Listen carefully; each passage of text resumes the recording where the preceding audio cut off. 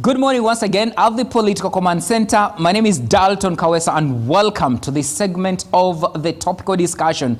The D-Day is here. Now, NRM, the ruling party, again ticks off one of the tasks on its roadmap. Again, we're here to find out, to question about the fairness, internal democracy, and also the allegations of fraud that are taking place in the ruling party. As we continue to question, Ugandans are also wondering, can NRM deliver a free, credible, internal democracy?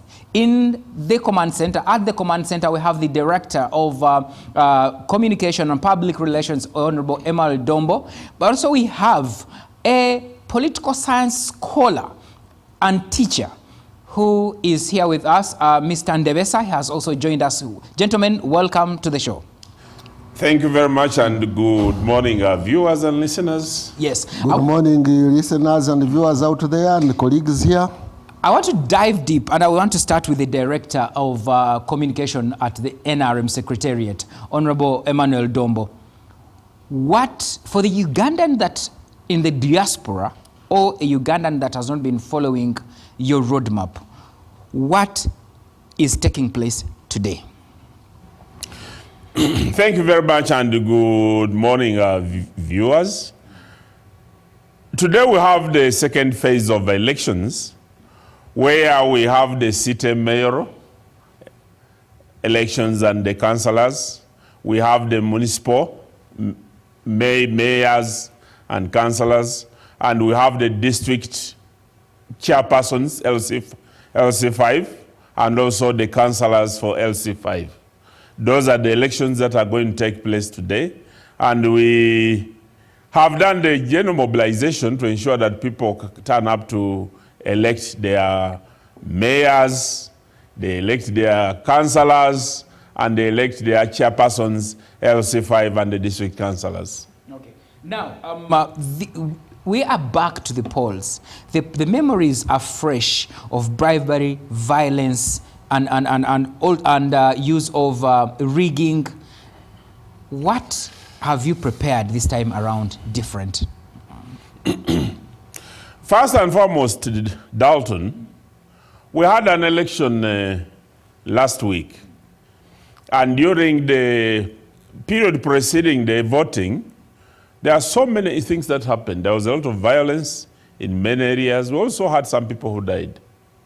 And to us, this is not something that we must be proud about. Because when somebody dies, we must commiserate with the families and also send our condolences to those who may have lost dear ones. To the injured ones, we wish them quick recovery. But also to those who affronted the law, we call on the police to do its work, so that this type of behavior is not condoned. Because if it is condoned, or if nothing specific is done, then you will see that many people want to repeat it. We want to be grateful to His Excellency the President and National Chairman for the various communications of guidance that he has given. And the specific instructions for people to be arrested and prosecuted before the courts of law. The police is already handling, and the teams that have been set up are already handling that. Internally, as an internal mechanism, we have an election tribunal that has started receiving complaints. They are looking at the evidence that has been submitted, and very soon we believe that reports or judgments or decisions will be made. And for communication purposes, we have agreed at the Secretariat that the official communicator or communication person for the tribunal is going to be the Director of Legal, Mr. Enoch Barata, who has started doing his job. I speak for the party, I'll speak for the general principles, but the nitty-gritty, the decisions, the law, and the evidence, it is Mr. Barata who will be communicating on behalf of the party, so that we communicate something that is more credible and which is informative. Okay, let me bring in Mr. Ndebesa. You are a teacher of political science. and political history and a researcher at that. When you look at the violence, the bribery, loss of life, yes, one, what does it, is it unique to the 1986 group? Number two, what does it tell about Uganda's internal democracy, party internal democracy? Thank you for those two questions, but if you can allow me also make a slight comment about how I characterize such elections. Such election malpractices, to me they constitute political corruption. And about last week, but one, I had you, Darlton, and interviewing the IGG. I listened, and I had you and her actually defining corruption very narrowly. You didn't expand it. And such a case like this election malpractices constitutes political corruption. And the area we expand the definition of corruption, the better to allow us handle issues of corruption, both financial and political. So here briefly, I want to give you what scholars have given as political corruption. Please go ahead. Nepotism. Nepotism is favoring family and close friends. It is a form of corruption. Political favoritism at that, which is providing benefits to party supporters in exchange for votes, which is happening. Patronage, political patronage, which is replacing officials with royal supporters in a post-election exercise. 4, pork barrelling, which is misuse of funds to benefit electoral districts that support the ruling party. 5, vote buying, vote purchasing, which is ongoing, which is purchasing of votes for political gains. Rent seeking, which is economic advantage created by government interventions. Bribery, which has been going on, I wish they could even relate there, which is abusing power in exchange for personal benefits. Embezzlement, which is common misuse of public funds for personal gains. Suasion, which is rewarding supporters using public resources. Political manipulation, which is misleading voters in order to win elections, and many, many more.